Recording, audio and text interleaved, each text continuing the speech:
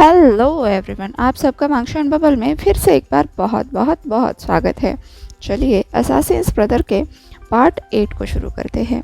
अब तक हमने देखा था मैक्स और सेन बातें कर रहे थे। ईबो वहाँ पर नहीं था और मैक्स सेन से कह रहा था कि हो सकता है आज उसे तुम्हारी ज़रूरत हो, उसे मतलब ईबो को, लेकिन कल तुम्हें ज़रूर उसकी ज़रूरत होगी। पर सेन उससे कहता है कि वो कुछ ज़्यादा ही खुशमिजाज पर्सन है, हमेशा हंसता रहता है इरिटेट होने तक। इस पर मैक्स ज़ोर ज़ोर से हंसने लगा। उसने कहा, मैन ये सच में नॉर्मल होता है। पहले मुझे ये बताओ, कहीं तुम्हें नींद कम तो नहीं पड़ रही है? कहीं तुम इस बात को लेकर उससे जलस तो नहीं हो रहे हो? अरे यार, वो बहुत थक गया है, इसलिए तो वो बहुत सोता है। और तुम्हारा घर उसकी पुरानी जगह से बहुत ज़्यादा सेफ़ है, कंफर्टेबल है। और सबसे ज़रूरी बात यह है कि उसे यहाँ पर सिक्योर फील होता है। मैंने देखा जब उसने तुम्हारा हाथ पकड़ा था, वो तुम पर बहुत भरोसा करता है। अब मैक्स वापस से अपने चेयर पर बैठता हुआ बोला, और खुशमिजाज होना अच्छा ही होता है ना बेटा, तुम्हें भी कभी कभार मुस्कुराने की, ज़िंदा होने की आदत डालनी चाहिए। सेन ने कहा, मुझे ज़रूरत नहीं है। तो मैक्स ने कहा, सेन मैं तुमसे 7 साल बड़ा हूँ और तुम्हें पहले दिन से देखता आ रहा हूँ। तुमने कभी किसी के सामने स्माइल नहीं किया। स्माइल करना अच्छी बात होती है, और अब जब ये तुम्हारे साथ है तो तुम्हारे पास एक मौका है ज़िंदगी जीने का। मैक्स और सेन की बातें चल ही रही थी, तभी ईबो वॉशरूम से वापस आया।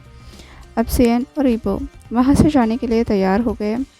तो मैक्स ने कहा, बाय बाय बोबो, अपना और अपने काका का ख्याल रखना, ठीक है? हाँ मैं रखूँगा, ईबो ने भी जवाब दिया। हालांकि उसे पता नहीं था कि इसके लिए उसे क्या करना होगा, फिर भी उसने मैक्स की तरफ देखकर स्माइल किया, बिल्कुल एक प्यारे छोटे बच्चों की तरह स्माइल, एक हार्ट वार्मिंग। मैक्स ने प्रॉमिस किया कि वो कुछ ही दिनों में ऑफिस में रिपोर्ट सबमिट कर देगा। अब सेन और ईबो वापस से सेन के घर पर आ गए। अभी पूरी तरह से शाम ढली नहीं थी, अभी भी सूरज की रोशनी थी। सेन ने ईबो से एंट्रेंस पर वेट करने के लिए कहा, क्योंकि उसे कुछ खरीद कर लाना था। ईबो बिल्कुल अकेला था। तभी उसे एक रास्ते पर गुजर रही कैट दिखाई दी, जो झाड़ियों में छुपने की कोशिश कर रही थी, अपने पैर साफ कर रही थी। ईबो अब पूरा रोड क्रॉस करके उन झाड़ियों की तरफ चलने लगा। उसका फोकस सिर्फ और सिर्फ उस कैट पर था, इसलिए उसने देखा ही नहीं कि एक ट्रक उसी की तरफ आ रहा है। और इससे पहले कि वो ईबो को हिट कर जाता, किसी के स्ट्रॉन्ग हाथों ने ईबो को खींचकर एक तरफ ले लिया। ईबो ने उस पर्सन की तरफ देखा। वो एक लेडी थी, काफ़ी ऊंची लंबी, इतनी गोरी नहीं थी, पर हाँ उसके चेहरे पर भी बिल्कुल उसी तरह का शांत ऑरा था जैसे ईबो के माँ का था। ईबो की ज़िंदगी में आई इकलौती लेडी जिसे ईबो प्यार करता था। वो लेडी बोली, देख कर चलो लड़के। ईबो ने कहा, हाँ माफ़ कर दीजिए, और हाँ शुक्रिया। ईबो ने बो किया, पर उसका दिल अभी भी बहुत ज़ोरों से धड़क रहा था। पर वो लड़की तो बिल्कुल शांत थी। हाँ वो बहुत फास्ट थी, उसके रिफ्लेक्सेस भी बिल्कुल सेन की तरह थे, और उसकी ग्रिप भी सेन की तरह ही बिल्कुल टाइट थी, ना कि बाकी लड़कियों की तरह। तो उस लड़के ने कहा, मैंने तुम्हें पहले कभी यहाँ नहीं देखा। तो ईबो ने कहा, हाँ मैं यहाँ नया हूँ। तो उस लड़के ने पूछा, ओह अच्छा, तुम्हारा नाम क्या है? ईबो ने जवाब दिया, मेरा नाम वांग ईबो है, मैं शाहजहान का भाई हूँ। ईबो ने वही बताया जो उसे सिखाया गया था। तो उस लड़के ने कहा, ओह तो तुम सेन के नए भाई हो? ईबो ने सरप्राइज़ होकर पूछा, तुम सेन को जानती हो? तो उस लड़के ने स्माइल किया और कहा, हाँ मैं उसे जानती हूँ, बहुत अच्छी तरह से। फिर वो ईबो के क्लोज आई और उसे गौर से देखते हुए स्माइल करके बोली, मेरी तरफ से उसे हेलो कहना, ठीक है मैं चलती हूँ।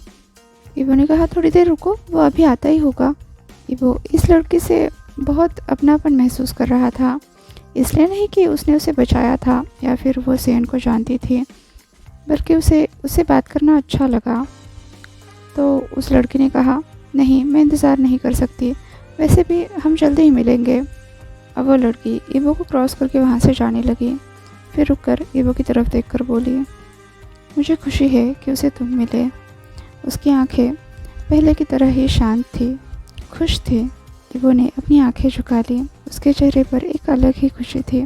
उसने कहा, सेन बहुत अच्छा आदमी है, उसका दिल बहुत बड़ा है और मैं भी इसके लिए शुक्रगुजार हूँ। उस लेडी के चेहरे पर मुस्कुराहट आ गई, साथ ही आंखें भी नम हो गई। वो सोचने लगी, सारी दुनिया जानती है सेन कितना रूथलेस है, पर यह नया लड़का कहता है उसमें दिल है। उसने कहा, तुम सही कह रहे हो, वो सच में बहुत प्रीशियस है, प्लीज़ उसका ख्याल रखना। इससे पहले कि वो उसकी तरफ देखकर उसे कोई रिप्लाई दे, वो लेडी क्राउड में गायब हो चुकी थी। ये वो उसे जवाब तक नहीं दे पाया, तो वो बस बुदबुदाया, पता नहीं क्यों वो सब मुझसे कहते हैं कि उसका ख्याल रखना। सेन इतना पावरफुल है, स्मार्ट है, सेल्फ सफिशिएंट पर्सन है, तो मुझे उसका ख्याल रखने की क्या ज़रूरत है। हो सकता है कि उसे मेरी ज़रूरत भी ना हो, पर हाँ, मैं उसके लिए सब कुछ करने को तैयार हूँ, पूरे जी जान से। अबीबो ने आसमान की तरफ देखा। शाम ढल रही थी। इस एरिया में ज़्यादा पंछी दिखाई नहीं देते थे। अभी बस 2 ही पंछी वापस घर लौट रहे थे। दूसरी तरफ सेन भी वापस आ चुका था। उसके फिंगर्स में हमेशा की तरह सिगरेट थी। चलो चलते हैं, सेन ने कहा। तो ईबो ने कहा, सेन, मैं एक लेडी से मिला। सेन ने पूछा, कौन? तो ईबो ने कहा, मुझे उसका नाम तो नहीं पता, पर उसने मुझे बचाया और वो तुम्हें भी जानती है, उसने तुम्हें हेलो कहा है। सेन की भुएं सिकुड़ी। उसने कहा, वो कैसी दिखती थी? तो ईबो ने कहा, वो टॉल थी, स्ट्रॉन्ग थी और उसके लंबे काले बाल थे और चेहरा बिल्कुल सीधा था, और हाँ, उसके आईब्रोज के बीच में एक मोल भी था। अब सेन ने रास्ते की तरफ देखा और बुदबुदाया, लाओशी। अगली सुबह सेन अपनी टाई बांध रहा था। उसने वाइट शर्ट और ब्लैक पैंट पहनी थी, साथ में वाइट कोट भी। उसके ऑफिस के कपड़े, या फिर कह सकते हैं कि यूनिफॉर्म, उनके ड्रेसेस एक फ़ाइन फैब्रिक से बने थे, जो बहुत कंफर्टेबल, लाइट और धोने में आसान था, जिससे फ्लूइड्स जैसे कि पसीना और ब्लड दोनों भी आसानी से धुल जाए। वो सेन को तैयार होते हुए देख रहा था, तो सेन ने भी वापस उसकी तरफ देखा और कहा, मैं रात तक वापस आ जाऊंगा, तो तुम जो चाहे कर सकते हो, पर हाँ, उस रूम में नहीं जाना। सेन ने अपनी केबिन की तरफ इशारा किया, जो वैसे भी लॉक ही था। वो आगे बोला, और हाँ, कोई नेबर आए तो तुम्हें बस उतनी ही बात करनी है जितना तुम्हें सिखाया गया है, समझे? ईवो ने कहा, हाँ, पर अगर वो लेडी वापस आई तो? सेन समझ गया ईवो किस लेडी के बारे में बात कर रहा है, तो उसने कहा, वो वापस नहीं आएगी, वैसे भी मैं ऑफिस में उससे ही मिलने जा रहा हूँ। ओह, तो क्या वो भी तुम्हारे ऑफिस में काम करती है? ईवो ने पूछा। सेन ने कहा, हाँ, वो प्रेसिडेंट है। प्रेसिडेंट? ईवो ने पूछा, वो जो देश को चलाते हैं? मैंने लोगों को कहते हुए सुना था कि प्रेसिडेंट देश को चलाते हैं। सेन एक पल के लिए तो बस बुत बनकर खड़ा रहा, फिर उसने जवाब दिया, नहीं, वो बस कंपनी की हेड है, तो हम उसे प्रेसिडेंट कहते हैं। ओह, अब जाकर ईवो को थोड़ा सा अच्छा लगा। ईवो के लिए ये इमेजिन करना ज़्यादा अच्छा था कि कोई कंपनी की बॉस सेन से मिल रही है, ना कि देश को चलाने वाली। फिर उसने कहा, वो तुम्हारी मदर नहीं है ना? सेन ने ईवो की तरफ बस घूर कर देखा और उसका चेहरा देखकर ही ईवो गल्प कर गया। सेन ने अपने ग्लासेस पहन लिए और जवाब दिया, नहीं, और हाँ, आगे कोई सवाल नहीं, मैं जा रहा हूँ। सेन ने अपने ब्रीफकेस उठाया और उस रूम से चला गया। अब वो एलिवेटर तक आ गया। उसके लिए एक कार वेट कर रही थी। सेन उस कार में बैठ गया और कार स्टार्ट हो गई। ईवो विंडो से उस कार को तब तक देखता रहा जब तक वो देख सकता था। वो कार एक बहुत बड़ी बिल्डिंग के सामने आकर रुक गई, जिसका नाम था जेएस ट्रांसपोर्ट। वहाँ पर कुछ लोग बिल्कुल सेन के जैसे कपड़े पहने हुए दिखाई दे रहे थे। उनमें से कुछ बॉक्सेस रिप्लेस कर रहे थे, जिस पर कंपनी का नाम भी था। अब सेन सीधा बिल्डिंग के अंदर चला गया। सबसे पहले वो 3rd फ्लोर पर गया और प्रेसिडेंट के रूम का दरवाज़ा खटखटाया। सेन रूम के अंदर चला गया तो सामने वाली लेडी ने कहा, ओ सीएन, तुम वापस काम पर आ गए। तुम्हें देखकर अच्छा लगा। मैंने तुम्हें बहुत याद किया। तो सीएन ने पूछा, क्या मेरे लिए कोई असाइनमेंट है? तो उस लेडी ने कहा, हाँ, सिर्फ एक ही है। ये रहा एनवेलप। उस लेडी ने एक A4 साइज़ का ब्राउन एनवेलप सीएन के सामने पकड़ा। ये सारे काम प्रेसिडेंट द्वारा असाइन किए जाते थे, मतलब वो तय करती थी कि किसको कौन सा काम देना है। इन्हीं A4 साइज़ एनवेलप में वो सारी इन्फॉर्मेशन होती थी जो भी इन असासिन्स को चाहिए होती थी, मतलब उनके प्रे या फिर सब्जेक्ट को जिन्हें उन्हें मारना है। साथ में क्लाइंट्स की स्पेशल डिमांड्स भी अगर हो तो असासिन्स को हर बात को प्रॉपरली फॉलो करना होता था। वैसे तो उन्हें पता नहीं होता था कि उनके क्लाइंट कौन है, पर कभी कभी पुराने खिलाड़ी गेस कर सकते थे कि ये कहाँ से आया होगा, क्योंकि उन्हें एक्सपीरियंस भी तगड़ा होता था। काम ख़त्म होने के बाद उन्हें ये एनवेलप चलाना होता था, तो सिर्फ और सिर्फ प्रेसिडेंट के पास ही सारी बातों का डाटा होता था। सीएन ने नोट किया और उस रूम से जाने लगा। तभी पीछे से उस लेडी ने आवाज़ दिया, सीएन। यस मदर, सीएन ने जवाब में पूछा। तो सामने वाली लेडी ने कहा, तुम्हें एक अंदरूनी अफेयर भी सुलझाना है। तुमने जू के बारे में सुना? सीएन ने जवाब दिया, मैंने सुना उसने कंपनी को धोखा दिया है। तो मदर ने कहा, हाँ, उसने कंपनी के ऑर्डर्स फॉलो करने से मना कर दिया और किसी स्टूपिड रिलेशनशिप में फंस गई। तो हमें ऐसे वायरस को यहाँ से निकालना होगा। सीएन ने कहा, मुझे आपके ऑर्डर का इंतज़ार रहेगा मदर। गुड, मदर ने कहा। सीएन फिर से जाने लगा तो प्रेसिडेंट ने फिर से उसे रोक लिया और कहा, अगर तुम्हें के दिखाई दे तो उसे कहना मुझसे आकर मिले। ठीक है, सीएन ने जवाब दिया। दरवाज़ा बंद हुआ और सीएन अपने पर्सनल ऑफिस रूम की तरफ चल दिया, या फिर कह सकते हैं कि ऑपरेशन थिएटर, ऐसी जगह जहाँ पर वो इंडोर किलिंग ऑपरेशंस करता था और अपने बाकी के काम। इस ऑफिस में 4 लेवल के वर्कर्स काम करते थे। C क्लास सबसे लोएस्ट क्लास था, उसके बाद B, उसके बाद A और सबसे ऊपर था एलाइट क्लास वर्कर्स, जिसमें सीएन काम करता था, जिसे क्लास S भी कहा जाता था। उसका ऑफिस काफ़ी बड़ा था, जिसमें काफ़ी सारे चैम्बर्स थे जो अलग अलग कामों के लिए इस्तेमाल किए जाते थे। प्रेसिडेंट का room, conference room, guest room, workers के लिए room, S class, A class, इन सब के लिए अलग अलग रूम्स थे। A क्लास और S क्लास के लिए उनके खुद के अलग केबिन्स दिए गए थे या फिर ऑफिसेस। साथ ही उनके कुछ अलग रूम्स भी थे, जैसे कि लैब, टेक्निकल रूम और कैप्टिव्स के रूम्स। सभी वर्कर्स बिल्कुल एक जैसे कपड़े पहनते थे। C क्लास के वर्कर्स खासकर ब्लैक ग्लासेस पहनते थे, जिससे कि उन्हें आइडेंटिफाई आसानी से किया जा सकता था। और हाँ, हर किसी का एक निकनेम था, जैसे कि हमारा हीरो सीएन नाम से जाना जाता था, ऐसे ही हर किसी का निकनेम था, मतलब हर किसी का। किसी के भी नाम के आगे mister, miss, sir, mister, teacher, brother, sister ऐसा कुछ भी नहीं कहा जाता था, बस निकनेम, और वही उनकी आइडेंटिटी थी। ये सारा खेल सिर्फ और सिर्फ पावर का था। किसी को भी किसी और को नीचा दिखाने की इजाज़त नहीं थी। और हाँ, हर किसी को सिर्फ और सिर्फ अपने काम पे फोकस करना था। तभी वहाँ पर एक यंग लड़की आई। वो कोरियन थी। कह रही थी, ओहो, मुझे तो इंतज़ार ही नहीं हो रहा है, फाइनली वो वापस आ गया है। टड़ा टड़ा टड़ा टड़ा टड़ा। वो लड़की पोनीटेल नचाते हुए दौड़ते हुए बिल्डिंग के अंदर चली गई।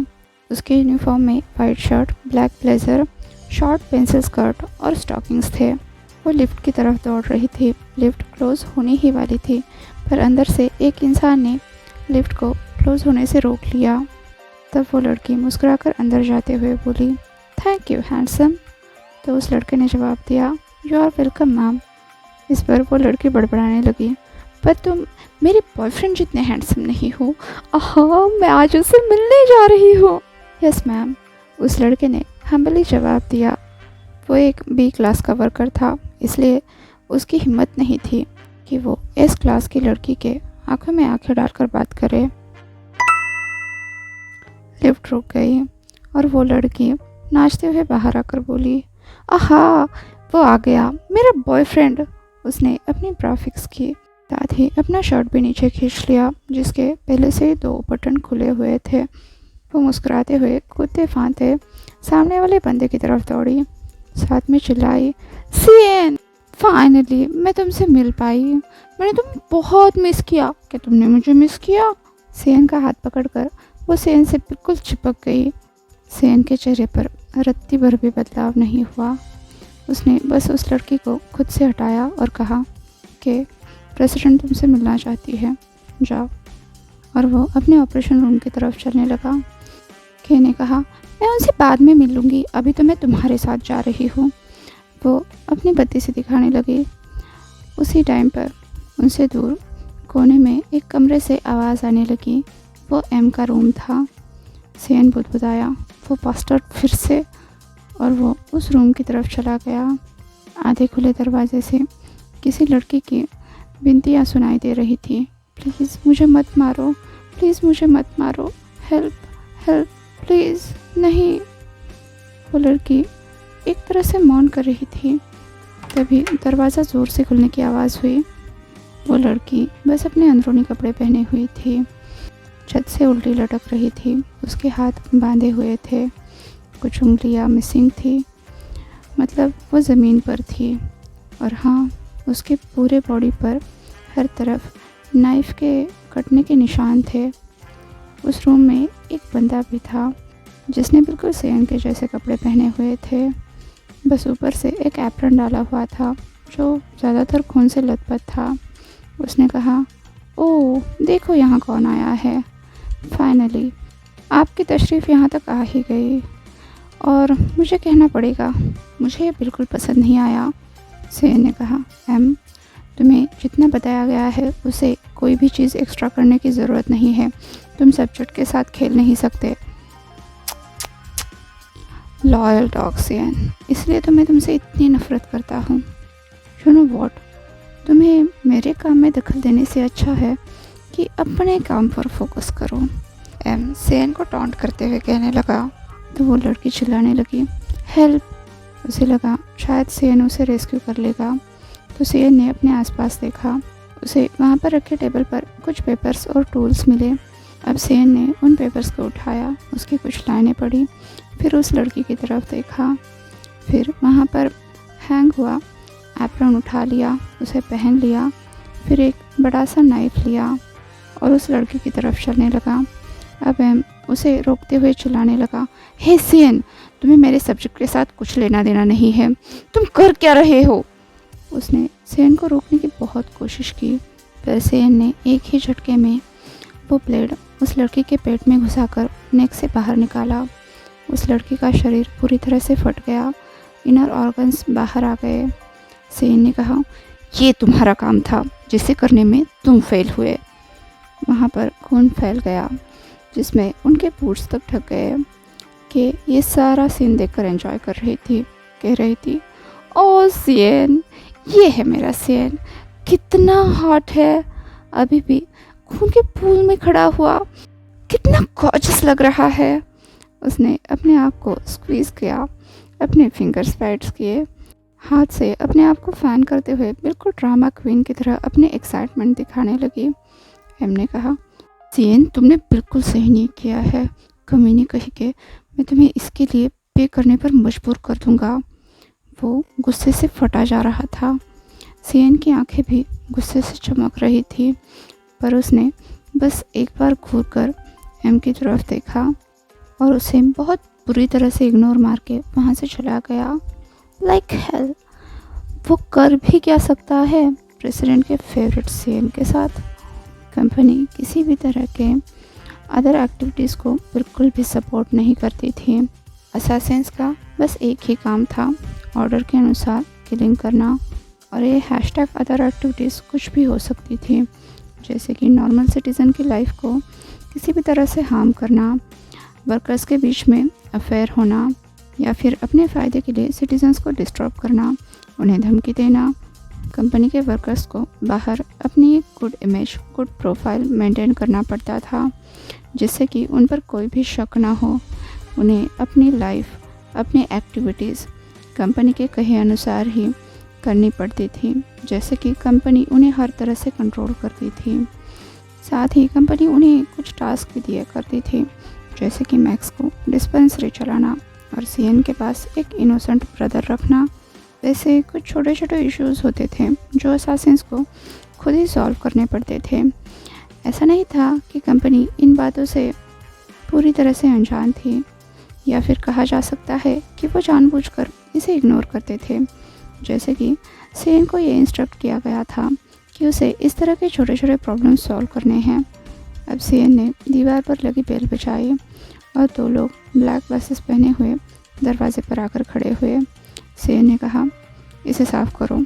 यस सर, उन लोगों ने जवाब दिया और सीएन उस रूम से चला गया। अब उसे अपने हाथों को, चेहरे को साफ करना था, तो वो अपने रूम की तरफ चलने लगा। फिर मुड़कर के से बोला, जाकर प्रेसिडेंट से मिलो। वैसे तो सीएन के को एक स्केरी लुक दे रहा था, पर के इसकी भी दीवानी थी। आज के लिए बस इतना ही, आपसे कल मिलती हूँ। तो आज की कहानी में आपका फेवरेट कैरेक्टर कौन है? मैक्स, एम, के या फिर लाओशी? आपके कमेंट का इंतज़ार रहेगा। तो चलिए जल्द मिलते हैं, तब तक के लिए अपना ख्याल रखिए। वीडियो पसंद आया हो तो लाइक, शेयर और कमेंट कर दीजिए। और हाँ, चैनल को सब्सक्राइब करना बिल्कुल मत भूलिए। साथ ही वांगशान बबल में खुश रहिए। Thank you.